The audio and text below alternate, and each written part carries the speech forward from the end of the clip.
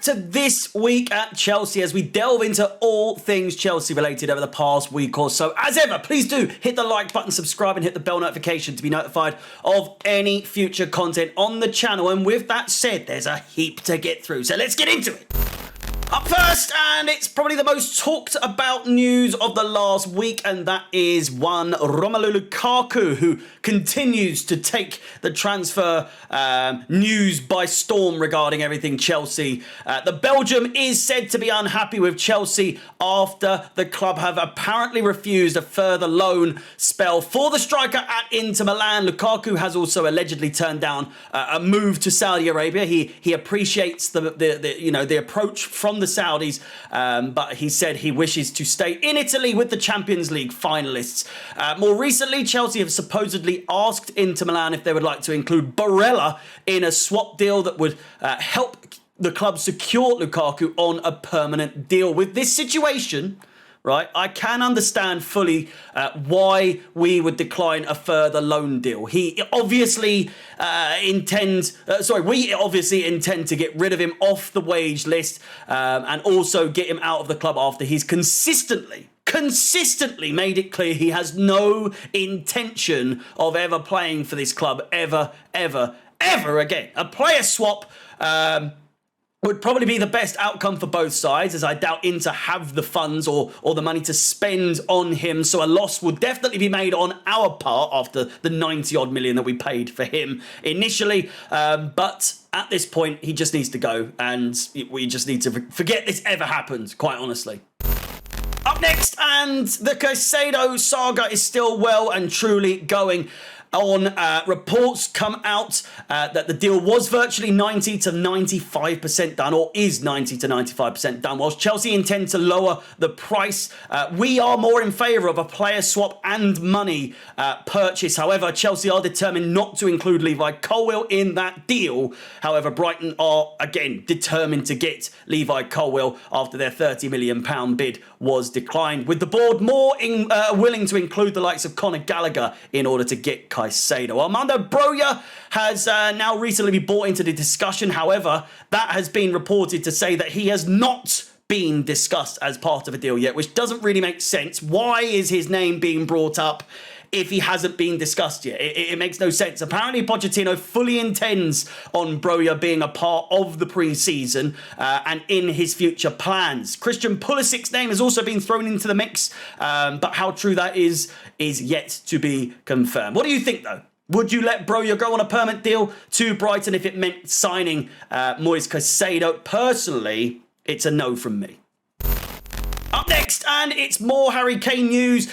It was reported earlier this week that Chelsea had inquired about the Tottenham striker. However, Daniel Levy feels it is impossible to deal with Chelsea. It's understandable. It is understandable. We already have their greatest Premier League manager ever. It's highly unlikely that they would sell their greatest player as well. To Tottenham, Kane would be virtually priceless. Let's call it how it is. When the idea of selling to either Chelsea or Arsenal, a move to Manchester United would always appear more doable from both sides, but a move to another London club surely can't happen. That said, there were rumours in the past that he has got he's building a house, or he's got a house in and amongst sort of the Cobham area. I don't know how true that was. It rings bells. It rings bells. But you've got to think if Harry Kane is to move to another club, it is, probably in his interest to move to another London club. And if he wants to win trophies, he's going to have to move away from Tottenham. It's as simple as that. It's similar to the Mbappe saga that's opened, whereby Chelsea have allegedly said that there's no intention of buying, probably because of our, the price and our history with spending more recently with the 600 million euros or 600 million pounds over the last year or so. But both Mbappe and Kane would be virtually almost virtually a success regardless of the fee. They are those kinds of players that if they came in, it would be a success. What would you say to Harry Kane to Chelsea? Let me know in the comments down below. And in what appears to be our first senior signing of the transfer window, Nicholas Jackson's release clause has been met. It's close to being a here we go. we're just waiting to see and waiting to hear from Fabrizio and alike. Despite 3 other bids coming in, it's reported that Jackson only wants to join Chelsea and has no interest in the other sides that have come in for him. The reported release clause sits at around 35 million euros. Jackson has allegedly agreed personal terms on a 6 or 7 year contract. Now, the clubs are now working out the instalments of payment, and Jackson will now travel to London this week for his medical. Jackson managed 16 goals and assists in total in 26 games in La Liga last season, with 10 of those appearances off the bench. Listen, that's an average of nearly a goal every 2 games, which we could very much do with. Am I sold on this whole, Jackson thing? I'm not so sure. What do you make of the deal? Maybe, many seem to think it's a strange one. Likewise with myself, another young striker. We already have Broja. We already have David Datra Fofana, who both lack in game time. Broja hit a bit different because of his injury, but Fofana was really never given a sniff last season. So would it be another case of a young striker coming here and never getting game time, or do you think he will be the first of, many in a while to thrive at Chelsea? And lastly, a number of players are leaving. Kalidou Koulibaly, Edouard Mendy, Hakim Ziyech and Pierre-Emerick Aubameyang are among the names linked with a move to Saudi-based teams as reported today. There's a lot of drama going on at the moment. I'm dripping with sweat. It is so hot in this room.